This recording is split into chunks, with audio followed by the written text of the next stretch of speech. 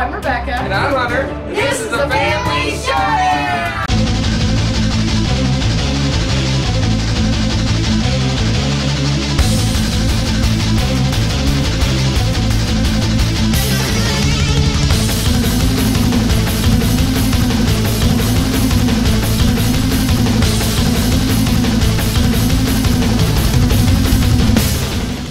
Howdy folks, welcome back to my top 100 games of all time. It's the moment you've been waiting for, the top 10! Top 10! So exciting, so exciting. Who are you again? Hi, I'm Hunter. I'm Rebecca. Welcome back. You stuck through all the way to the grand finale. Or you cheated and came straight to this video. But Cheaters. that's okay, that's okay. We welcome all comers. That's right. Alright, top 10 time. Let me tell you, this is an epic with a capital E-P-I-C list. Wow. Alright, let's give you a little sneak peek. I always do a sneak peek. Here we go. We have A lot of games? 2 new games. Really? In your top 10? 2 brand spanking new games in my totally top not 10. surprised by this. 3 games that dropped. But they're still in the top 10, Yes. so... 1 game dropped. that went up. 1 game went up. Okay, And 4 games stayed in the exact same spot. now that does not surprise me. 2 new games. Question is, did his number 1 change? Did my number 1 change? What? I don't know. Did it change? I'm going to say no. Don't spoil my list. I'm just guessing. Oh, okay. I haven't seen your list. Well, was that a clue, folks? No. You can decide. All right. Let's do this. Yes. All right. Here we go. You gonna tell us when it's the weird drop one and all this stuff? Oh, I'll give you as all we the... go? I am a stat guy. I'll give you all the Okay. stats. Good, because I'm curious now. So here we go. We're going to start it off with a bang. The dice game? No. Not on my list. This one was my number 4 last year. Whoa! Dropped to number 10, and what could it be? Ridiculous is what It is Blood Rage. What just happened? Blood Rage. Blood Rage dropped. Blood Rage dropped. I'm sorry, folks. The world is ending. So 4 to I hate to be the one to 10. break it to you. Blood Rage. Do tell. There's some good games above this one. Just hold on and wait. Blood Rage. So what do you like about this game? So Blood Rage is a Euro game meets Amerithrashiness, kind of. It's more Euro than most people make it out to be. It's an area control game with card drafting, superpowers, asymmetrical powers with the cards, and all sorts of coolness. Well, I like it as I like to play it more Amerithrashy than it probably is intended. But what makes this game is the lovely, lovely, lovely miniatures. And we're going to show off a few of them real quick. Someday you're going to paint them, right? When I'm old and hire someone to paint them. Okay. All right, Vernon. All right, here we go. Oh, man, what happened in here? There was an epic battle in the box. We had a blood catastrophe. Blood-tastrophe? Blood-tastrophe. Here you go. Let me pull this out. Get this out of here. There you go. Look at those. Ooh, They're ridiculously beautiful, awesome. big, clunky miniatures. I really love this game. This is the Broken Token insert. It is glorious. Ooh, it needs to It be needs to glued, be- apparently. Apparently, it's been... Ah! Someone's sword's in the way. All right. So, Blood Rage. No comments? You seem surprised it dropped. I am a little bit surprised it dropped, but at the same time, I think it... Given what else is on your list, too, though... Because, I mean, by now, obviously, I pretty much know what's in his list. No, don't fool yourself. You may never know. I may never know. Hopefully, it's going to be revealed now. Just saying. But I think also we haven't played it as much recently. We played it in August. That's somewhat recently. True. I don't know. We'll see how it goes. We'll see how it goes. I think the reason it may not be higher on the list is that we only mostly play it 2-player. That's true, and it is very awesome with It's more. much better, I think, with That's true. 3+. Yeah, the only players. reason, because you can kind of avoid each other playing 2-player.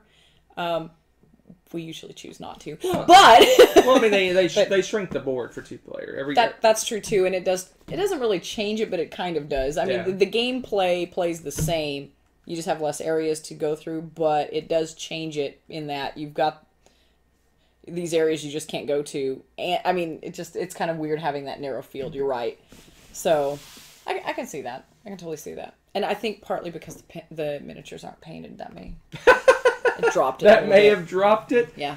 I just I don't know. I think I mean obviously if it's this high, you love it. Yeah, I love it. But I think the attacking is such a minor part of the game. It really seems like it's a major part, but really in the grand scheme of things, it's deceptive. There's a lot of cards that you get points and building up your guys. I mean, the attacking is part of it, but you can get points from dying, so that takes a little bit away from it. But anyway, then again, that's part of the best part of that game. So yeah, it's an amazing game. I love Blood Rage. It is awesome. I have the Kickstarter version with all the goodies. That's another thing I think that lowers it for us, because when you play with lower player counts, you lose use of some of the monsters. That's true too. I forgot about that. So sometimes we don't get to play some of our favorites because we're only playing 2-player. Yep. But I still enjoy it 2-player. It's fun 2-player. The objectives are awesome. I think that's one of my favorite parts of the game is like trying to, in the rounds when you're drafting cards, some of them are objective quests and things. And I don't know why. Some of those are almost impossible. I'm like, challenge accepted. I don't know why. I love that. It's just great. Well, I mean, I just recall the first time we played this game, you were like annihilating me in the first 2 rounds. And then the third round, I just exploded and scored a ridiculous amount of points. So this game gives you the feeling of hopelessness sometimes, but really, honestly, you can come back from almost anything with the right combination at the end of the game. This is an amazing game. It's just an amazing game. It is. It's super fun. And I'm not usually an attacky area control person, and I love that game. So there you go. Take that for what it's worth, too. My number 10, Blood Rage. Well chosen, sir. Well chosen. We'll make a wall of goodness in front of me. All right. So by the end, we won't be able to see you, is what you're saying? My number 9 is one of the ones that stayed exactly the same. It was my number 9 last year. This is number 9 this year. And I think the reason it held its position was the expansion. The expansion to... One expansion, huh? Ziya! Oh, Legends of a Drift System! This game is awesome. The expansion makes it awesomerness. That is a word with this game.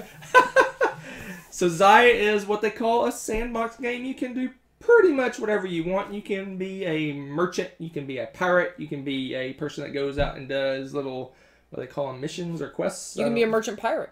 Like quests? What are they called? I don't know what they're called. Missions?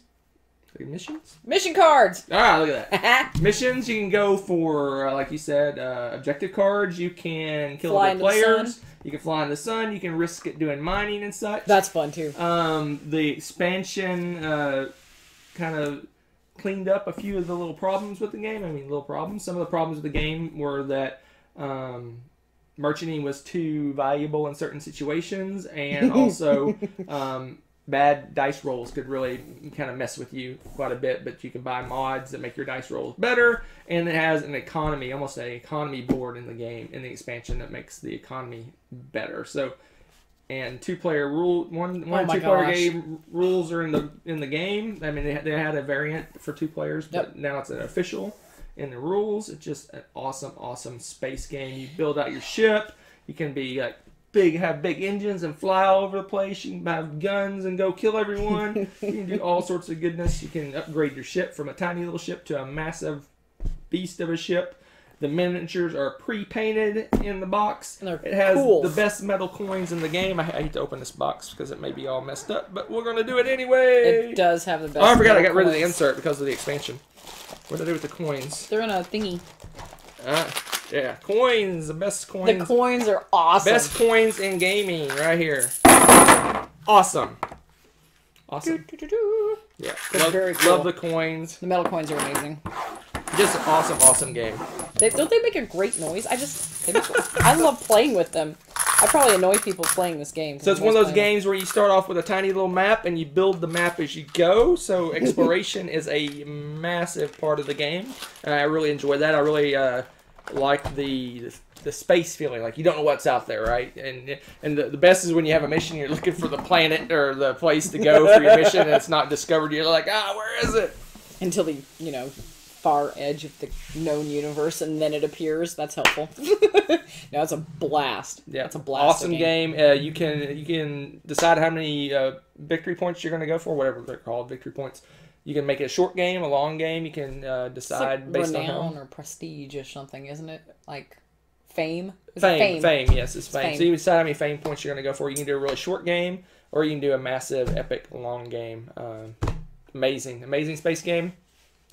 Wouldn't say it's my favorite space game because what's your number 8? My number 8 is Star Trek Fleet Captains. Number 8. Number 8. Last year it was my number 8.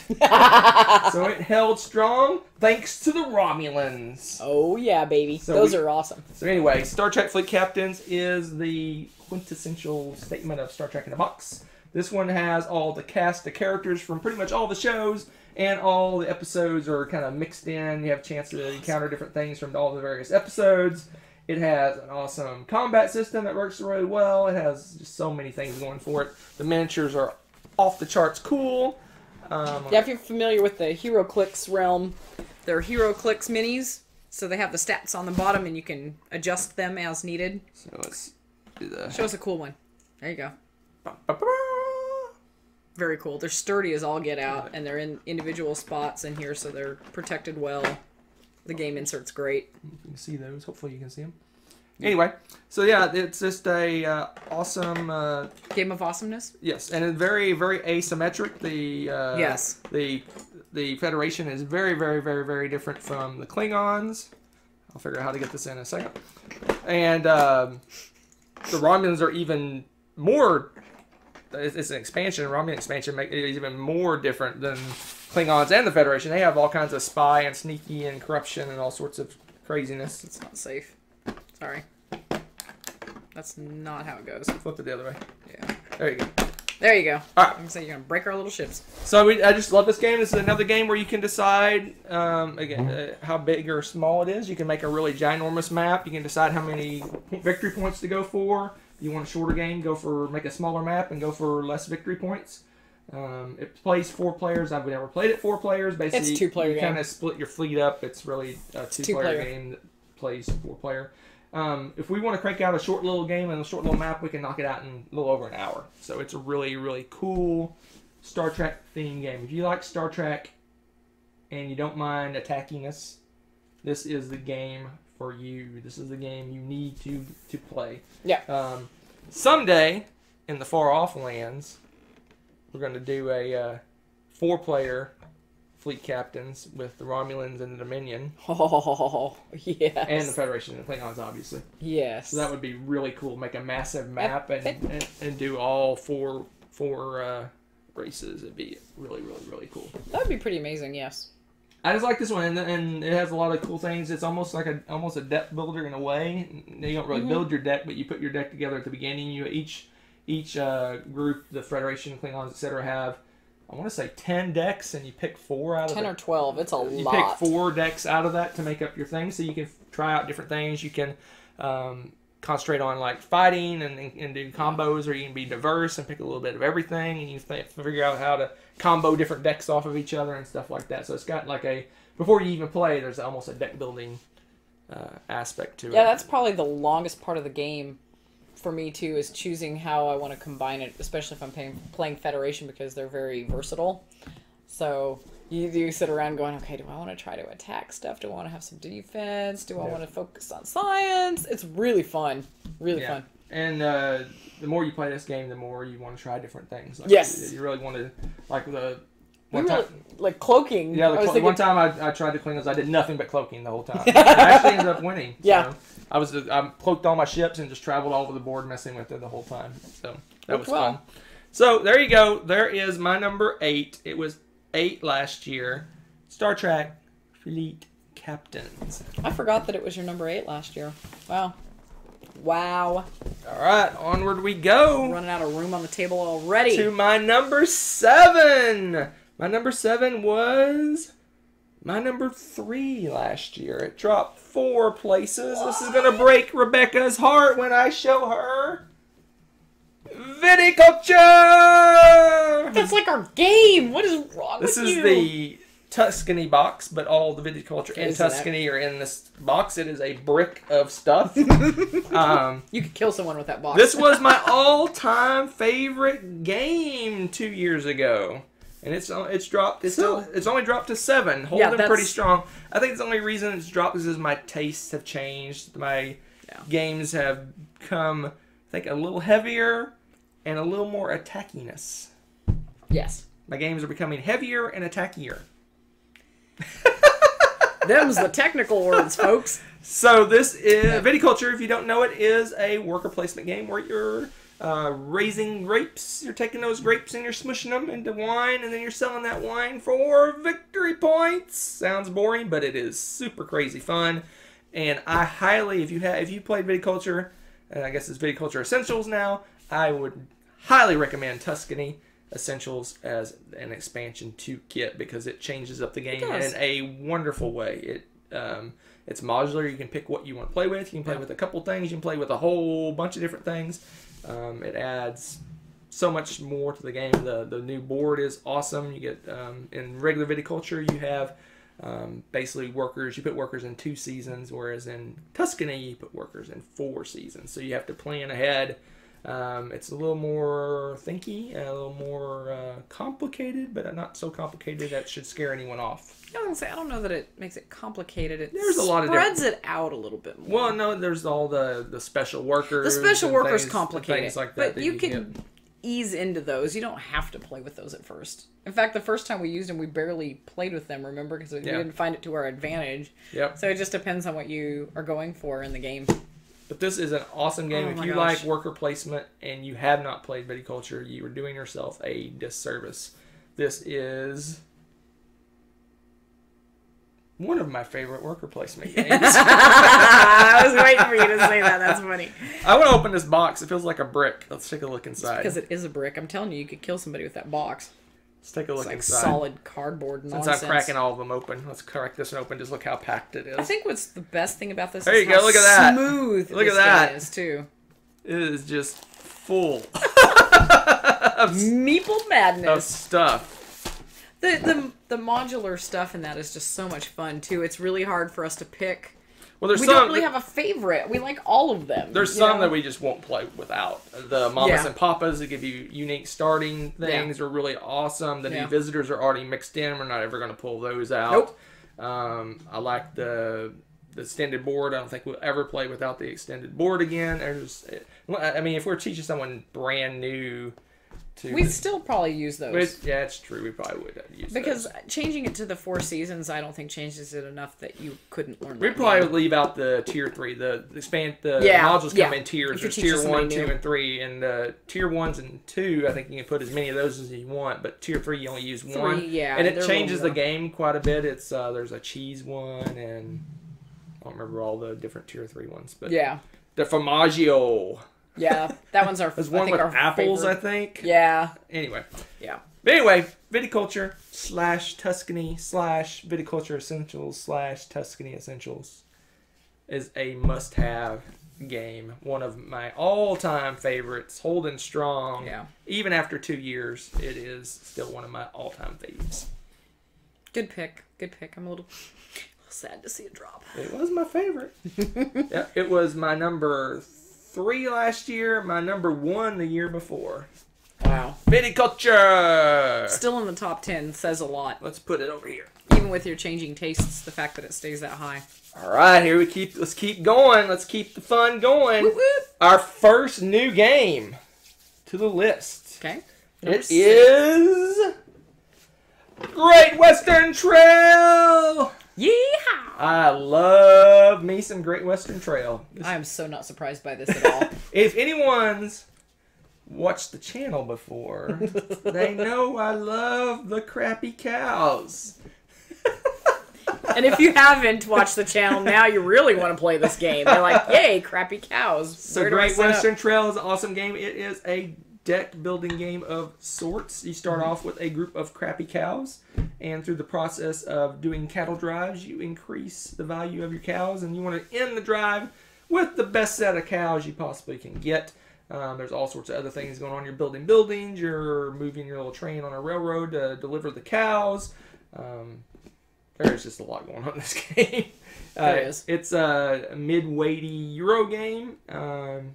Very much a Euro game. There is a little of attackiness in terms of you charge players basically to go through your area sometimes, which is very minor. So not so much to drive you crazy. And there's usually ways to get around that situation. But I just love this game. It's so smooth. It has so many things I like. I like the deck building. I like the player boards that have spaces that you can upgrade. Basically, you have little discs that are on your spaces, and as you move your rail train down the tracks to the other cities, you can take discs off and put them on the board, and that opens up spots on your board for upgrades. You can decide where to focus on. You can focus on cowboys to make your cattle drive better. You can focus on engineers to make your locomotives move more, or you can focus on what they call tradesmen, I think, that helps with buildings. So many different ways to win. You can win by doing lots of buildings that way, or you can do cool cattle drives. You can move that locomotive and get lots of bonuses that way. Just an awesome Euro game. Just a solid Euro game. I think what I like best about it, too, is that it's so well balanced. So you could pick one of those things to really focus in on, and you have just as good of a shot at winning as spreading it out or trying a different tactic. They really, this is really well balanced. Yeah, you need to do a little bit of everything, but yeah, you can pick one. Well, yeah, you can completely ignore anything, but that's every game. Yeah. Yep. So it is one of my favorite straight Euro games. Is it my favorite straight Euro game? I don't know. We'll find out. Wow. So that's my number 6. Wow. Brand new to the list. Did that come out this year or last year? It came out at the very end of last year. Okay. We played it for the first time this year. Okay. All right. Because I believe I got it for Christmas, but we didn't play it until January. Sounds about right. My number 6, Great Western Trail. Let's move on to another attacky Euro. But not attacking other players. You're attacking monsters and Champions of Midgard. I knew that. I thought this might even be higher. Champions of Midgard. My number 5 last year. My number 5 this year. No way. No way. And I know exactly why it stayed there. 2 really awesome expansions. There was 2 amazing expansions that held this strong. In fact, without those expansions, it might have creeped down the list. I think it would have. But it held strong. This is the Kickstarter box that I got with the expansions. So you can't. It's not going to be what you see on the shelf. Champions of Midgard. The 2 expansions, the Dark Mountains and the Valhalla, are both awesome. I prefer Valhalla over Dark Mountains, but they're both really, really cool. Mm-hmm. But the base game. Let's talk about the base game. So it is a worker placement game where you're gathering resources in an effort to build a little force of angry Vikings to go fight various monsters, fighting trolls and undead and sea serpents and all sorts of craziness for victory points. There's also set collection in the game. There's hidden objective, which I love. There is blame. There is blame. You can blame people. If you don't go, so if no one kills the troll, there's blame. And if you kill the troll, you can blame other people. It was you. Just an awesome game. I highly recommend Champions of Midgard, and if you enjoy it, grab the expansions. I would say Valhalla first, but they're both really, really good. Yes. Just an awesome worker placement game. A lot of people compare it to Lords of Waterdeep in terms of the worker placement part, but it is. I don't think it's anything like Lords of Waterdeep. Because, I never would have said that. Because there's dice, lots and lots and lots of dice. So your little warriors are represented by dice, so they have different different dice for different types of warriors. So you have the weak, wimpy warriors, you have the ones that are really defensive, you have the really powerful warriors, and the expansion brings in even more warriors. So and dice mitigation. And dice mitigation. That's what I need. There's always dice mitigation. You just roll more dice. If you don't think 3 dice is enough, roll 5. That is one tactic. Champions of Midgard, awesome worker placement game. Yeah. If you don't have any problems with worker placement dice in your games, this is definitely the game for you. I love dice combat. I love worker placement. Boom. And apparently the Norse, because you got this like Blood Rage, Champions of Midgard thing going on here. Any more Norse down there? I don't know. You tell me. I see a theme. Well, there you go. That is my number 5. My number 5 last year, Champions of Midgard. It's weird not having the name on the front. Yeah, it is. That is weird. It's all along the side. I don't want to cover the mic. We'll go over here. Okay. All right. Let's keep the love going. A lot of good stuff over Time for another new game. Since I don't have any new games left, which new game is it? That's new to my list. Oh, gosh. My number 4. Came out this year or the very end of last year? That is correct. Well, no. I don't think it did. I think we played it for the first time. We played it for the first time in March. It came out last year. Oh, I'm feeling really dumb all of a sudden. I know what it is. Give you 5 more seconds and then I'm going to spoil. Go ahead and spoil because I'm pulling a blank all of a sudden, and I know it. Scythe! Thank you. Oh my gosh, how could I forget that? My number 4 is Scythe. Of course it is. Many people's number 1. It is my number 4. It is awesome. It is. It's one of those that actually lives up to the hype. Yeah, it definitely lived up to the hype. Wow. So it's another Euro-y attacky game. So seems to be a theme. I have lots of Euro-y attacky games. You do seem to like that combo a lot, yes. So inside you are one of the various factions that have all are asymmetrical. They all have different powers. Their player boards are slightly different. Oh, I love that. Basically, you go out and you're conquering areas, and you're get workers to produce resources. You upgrade. It has tons and tons of upgrade. Again, it has that system where you have a player board with a bunch of things on it, and as you take things off, you become more and more powerful. There's combat in the game. It's card-driven combat-ish. You can use your attacks points to buff it up a little bit. So it's attack points that you have, and also there's a card-driven piece to it as well. When you get attacked, it's not that horrible. You send your guys back to your starting place, so you got to kind of spend the time to move them back out again. That does take a little bit of time. It's just an awesome game. The combat is a piece of it. It is not a humongous piece of it, but towards the end of the game, you're definitely going to butt heads with people over certain areas of the board. I don't know what else to say. It's got everything I like in a game.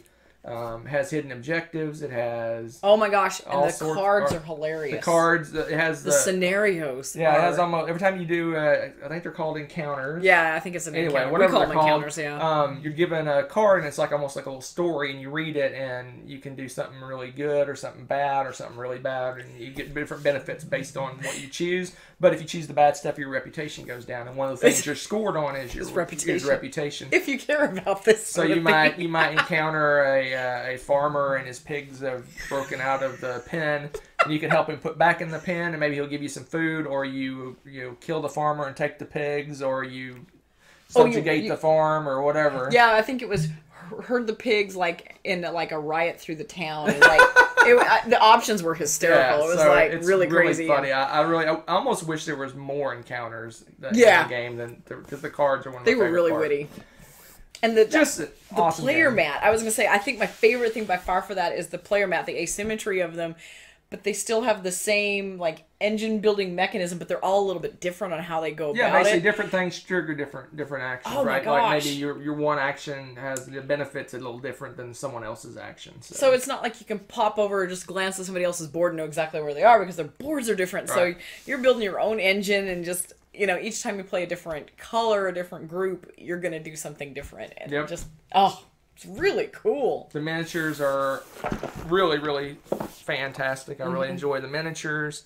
Let's see if I can pop this open. Of course. I didn't pop open Champions. Oh, well. Yeah, you didn't pop open Great Western Trail. I didn't show the crappy cows. Yeah. But anyway, I got a Plano box for mine. That has been helpful. Put all the pieces in. But anyway, a lot of pieces. The miniatures are awesome. I don't know if this is going to show on camera. Turn it. There you go. That one. I'll show the player. Oh yeah, you can see them. Not super detailed, but you can kind of see the tops of them. They're really, really cool. See, but yeah, very easy to tell which color is what.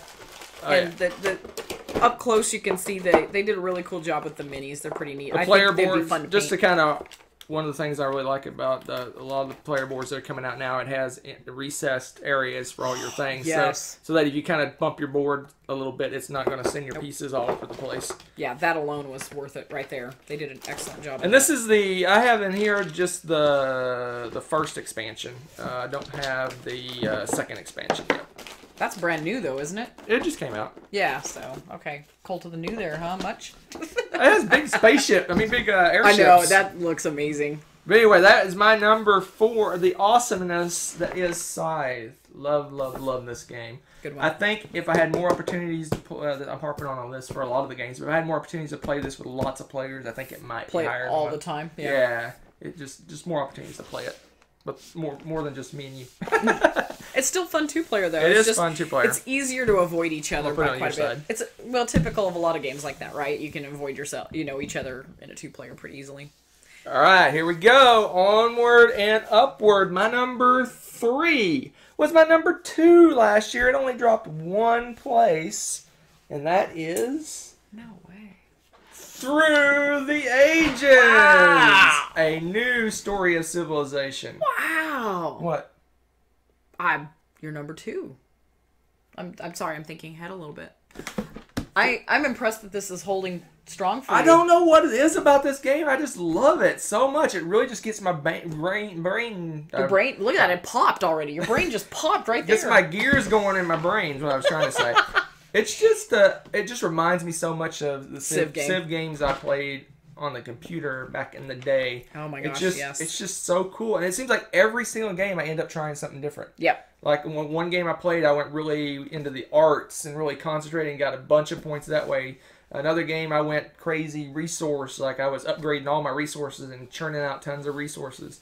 Another game, I went colonizing and went military and did a lot of colonizing stuff. Every game I want to try something different because there's so much to explore in this game. There's so many different ways to play, and it's just really cool. If you played the Sid Meier's Civilization games on the computer back in the day, it really feels like a board game version of that. Yep, just take away the map and do everything else. So you have all the technology upgrades, all the politics, you have the military to a certain extent. It's just not over area control sort of thing. It's just a strength fight. Yep, it's just so good. It's just I have a for whatever reason I really like logistics. Yes, you do. I like logistics, and this game has a lot of logistics. Of basically, you got so many workers, and you have to upgrade the workers to build buildings. And if you get too many workers too quickly, they get unhappy and cranky because their civilization is garbage. Time for a revolution. You got to really balance your food, make sure you can feed your little civilization. You got to balance your resources, make sure you have enough resources being churned out to fuel all the things you want to do. Then you have the military and all that of the colonies, and making sure your stuff doesn't get stale. And you got to continually upgrade your government. You have to upgrade your different military units. Your tactics and stuff. It is just a really, really awesome game. Yeah, it is, and if it's one of those that you wouldn't want to start playing this game. Oh, no. Walk up to it. It will melt your brain. And it is a heavy game. Even sometimes when we play it and we hadn't played it in a while, it's like, oh, I can't believe I just did that. Now I have to spend a couple turns recovering from it. Just something that you're not, because it's just, there's so much to think about. Yeah, and, like the different leaders give you special abilities, and there's a couple times that I forgot that I could use my dude's ability every single turn, or something little like that. But it's a magnificent game. Yeah, this is a put your head down and think kind of game.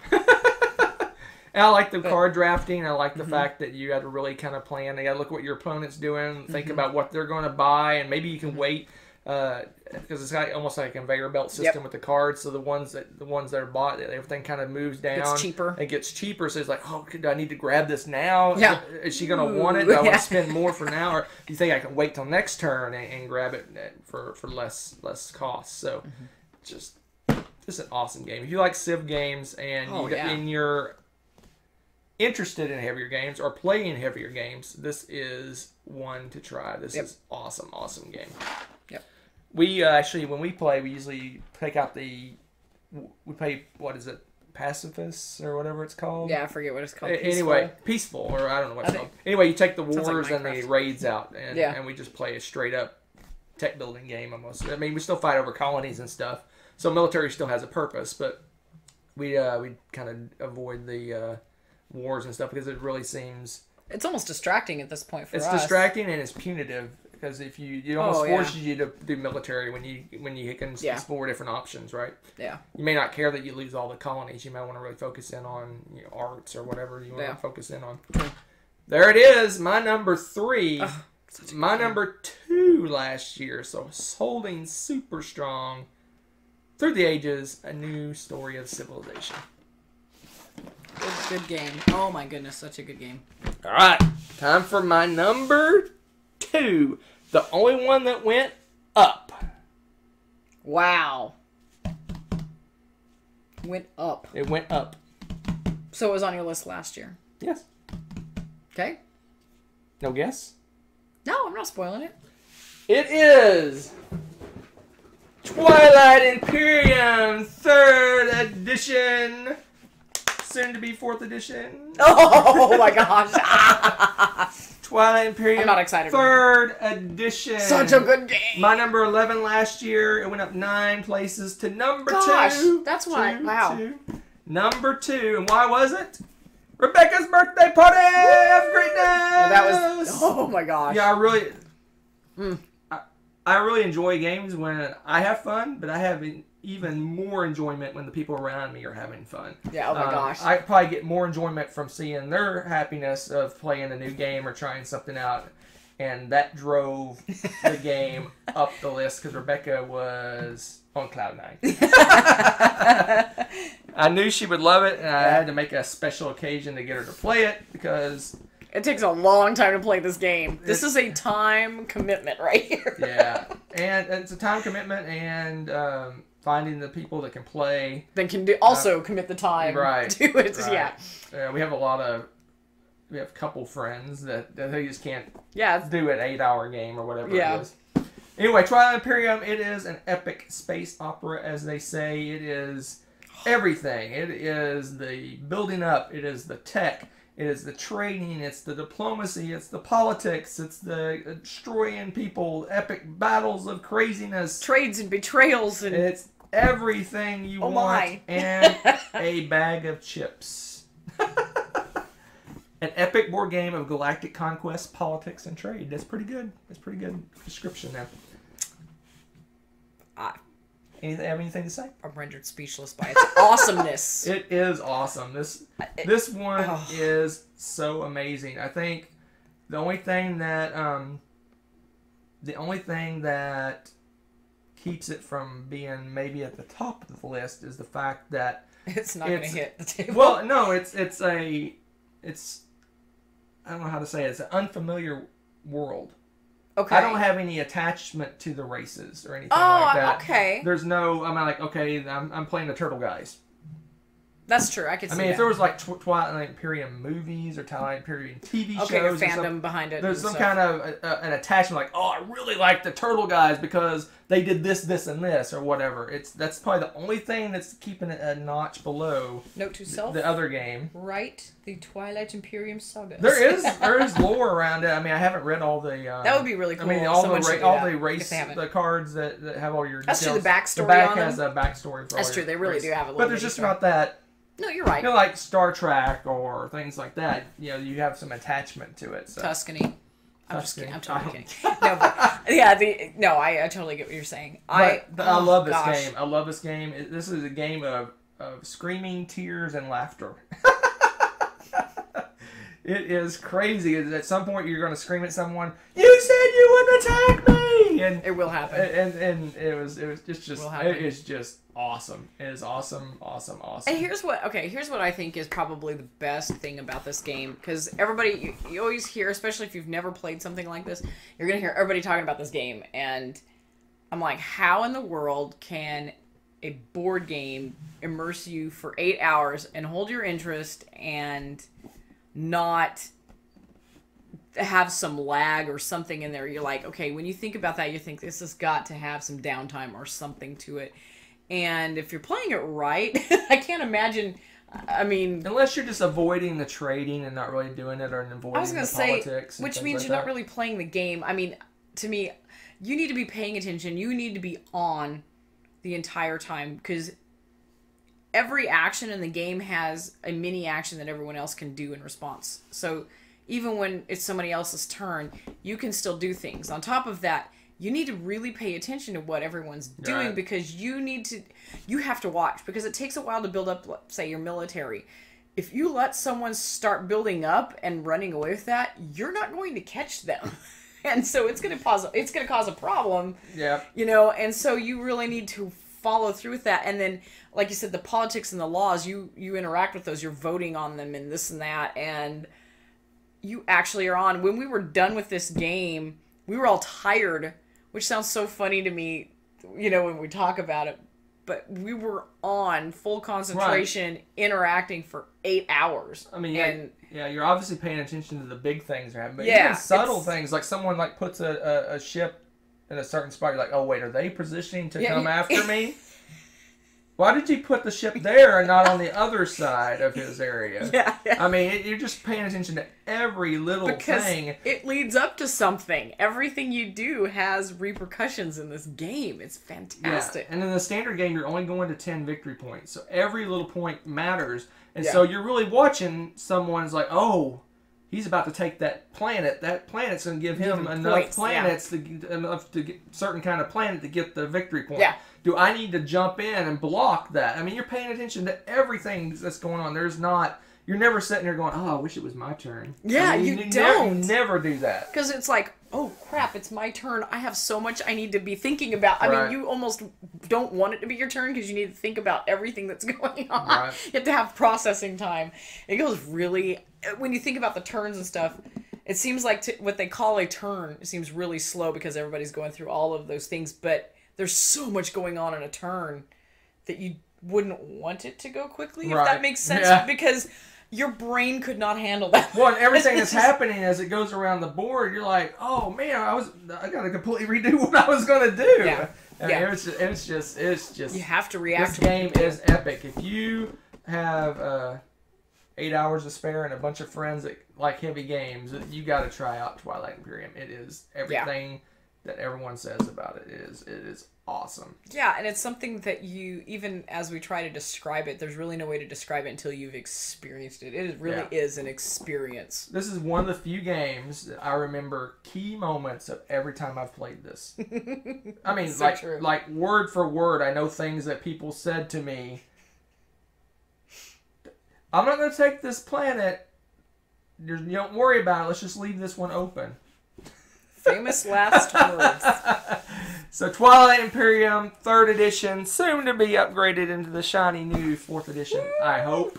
My number 2, my number 11 last year, thanks to Rebecca's birthday party of excellence, it moved up 9 spaces to number 2. And you probably see this on my list in the future. Just a hint. Maybe. Spoilers! And it comes no surprise. No surprise. My number 1 was my number 1 last year. No way. And that is the epicness of War of the Ring. And I think our last play only solidified it, probably staying there firmly for at least another year. So, after I made the list, when it was already number 1, Rebecca and I finally played an epic game of War of the Ring with everything. Yeah. Oh, with everything. Which we hadn't done yet. And we had not done that yet. If there was a 0 on the list, it would have moved up to 0. Because that game was probably one of my favorite gameplays ever. It was just awesome. It's just, this game. Yeah, that was pretty ridiculous. I mean, it's just, I don't know. This is what I was alluding to when I talked about Twilight Imperium. Yeah. Is that there's no attachment. But I've seen the movies. I read all the books. I read all the books that kind of slightly tie into this world. Oh, like Silmarillion. Yeah, and I've read everything about this universe that pretty much has been made, and it's my favorite book of all time. It's my favorite book series of all time. I love the characters. It's like my childhood in a box, a nice tidy package. And I every time you play it, I mean, I'll harp on this. I've said it many times. It's like you're writing the story in your own vision, right? You're like, I'm gonna break off, the people earlier and go off and do this thing this time. Like the last game that we played, I was the Fellowship and I broke the Fellowship up immediately. I just scattered them to the four winds. And you threw Boromir to the wolves right away, man. You're like, hey, just like in the movie. Boromir died. He died valiantly. You're like, somebody's got to die. But that's what I mean about this game is that you can say things like that because you know the characters. Yeah, no. You have some kind of, I don't know, relationship's the right word, but you can relate to what you're doing. It's relatability. You take whatever you do and you compare it to what actually happened and go, oh, I did this different. Which makes it great for, like, side jokes and one-liners. And, I mean, you can just totally geek out when you're playing that because of that, too. And... yeah, so I got to tell a story about the last time we played. Okay, good. I was going to say, make sure you tell us, because this is so funny. So I broke the Fellowship up and scattered them to four winds. And for whatever reason, Gandalf went over to Bree, I think it was, and he hung out in Bree the whole time. I just kept there was always more important things to do, and he just sat in Bree the whole time. And I had a bunch of troops in Rivendell, right? Rivendell, and I was going to try to do a sneak attack on one of Rebecca's areas. I'm going to try to attack Isengard when she wasn't ready for it. So I moved all my guys out of Rivendell and left Elrond there. And I didn't realize because he can't leave. It didn't even dawn on me. So then she eventually takes over Rivendell. So Elrond's hiding in the corner because they don't die. The main characters don't die unless they're with an army. Gosh. And so he's just sitting there. And then I had Gandalf build up an army, and he went and saved Elrond from Rebecca's conquering of Rivendell. We just made all these jokes about Elrond hiding in the bushes the entire time. He's hiding in the bushes to use his ring. He's like, I'm going to help! and Gandalf jumped on Shadowfax and rode and recovered Rivendell. And at the end of the game, I actually had two decisions. I could either conquer... what city was it? Was it Mordor? I got to have Gimli... conquer Mordor for the win. Not Mordor, the mines. Moria. Moria? Yes. Like, what in the world? We could have Gimli conquer Moria for the win, and he probably would have won. Reclaimed his... I outnumbered you probably 2-1. He had this massive army that came out of... I pretty much only had the Balrog left. So I had this massive army that's going to go conquer Moria. Or I could do a draw from the bag to throw the ring into the mouth of doom. Okay, I'm just not aggressive enough to be a good bad guy player. I do much better with the Fellowship. So I forego Gimli conquering Moria, and I did a pull from the bag for the win, and I won. It was so awesome. That was the best thing ever. It was so awesome. It was funny. I had Gimli and Legolas traveling around together, and I was having them argue with each other. Let's go to the Elven Woods. Let's go to yeah. You had them like cruising around like a slow circle in the middle of the map for a while, just with their army looking all mean, That was great. Anyway, so you get the idea. This game, every game is just a story. It is I've written a story on how I'll remember 20 years from now that I did the pull from the bag instead of conquering Moria. I'll never hear the end of it. Although I did snipe some eagles. You did kill a lot of eagles. I killed a lot of eagles. So, there it is. My number one of all time. I don't know what's going to knock this thing off. It's going to have to be something epic to knock this game off. Yeah, I got to be honest. I don't see this moving anytime soon. This is the type of game I've told her that if I was in college, I'd be playing this every weekend. Oh, you would have lived and breathed this. Every weekend I would be playing this I don't think you'd ever put it back in the box. It would be just on a permanent table of its own. Yeah, and if we had our way, we probably would have a War of the Rings table. Yeah, and I'll find and back to the fandom thing. I'll find myself reading the cards, just like, Yeah. Oh yeah, it's my turn. It's like, oh, I don't want to use this for combat. It's really cool what I can do with it. The cards are two uses. You can have a game use and also a combat use. So I'm like, I don't want to use. It's really cool for combat, but I really want to do the thing that happened in the book that was the other part of the card. It really is pretty amazing. It's got some of the most gorgeous dice in the whole game, like board gaming, and the minis are awesome, especially for the special characters, like the Fellowship, and they have a Balrog and Treebeard and all these in the super expansions. The expansions, and the Ents. Oh my goodness, stories upon stories. Great game. So if you are a fan of heavier games and anything to do with Lord of the Rings, this is magnificent. I mean, it has everything. It has everything in this It's box. Even got Smeagol and Gollum in the expansion. Yeah. Again, well, some of this is expansion stuff, but oh my goodness, by the time if you get all the expansions, holy cow, you've got everybody. Yeah, it's so. I can't say enough about this game. It is awesome. Super fun. Awesome. So there it is. There it is. My top 100 is done. It's so sad almost. But it's not done yet. What? Because in the very near future of the recording, of the publishing of this video, okay, we're going to do a live after party. Ooh. So you can come join me live sometime, probably near the end of the month of December. We'll do a live after party. Cool. After Christmas, somewhere in there, we'll do a live after party. And you can come tell me what you liked about my picks and what you didn't like about my picks. Oh, that'll be fun. Chat about the game. You can talk about how awesome War of the Ring is. You can tell me that the crappy cows are too crappy to be in a game. You do whatever you want. It is all about you asking me questions about my top 100. I also share lots of fun facts. Lots of fun facts about what went down, what went up.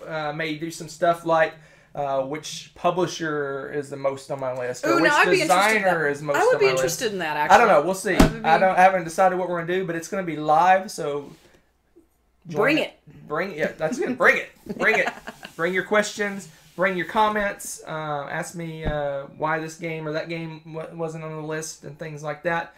I will say there is some games I played since I made this list that would have made my list, and I'll maybe mention a few of those as well. Ooh. So all kinds of goodies. So look for a live after party coming soon. Or if you're watching this after the fact, like later on, the live after party is already published, so you can go watch that right now. So thanks for joining me. We'll see you soon. Bye.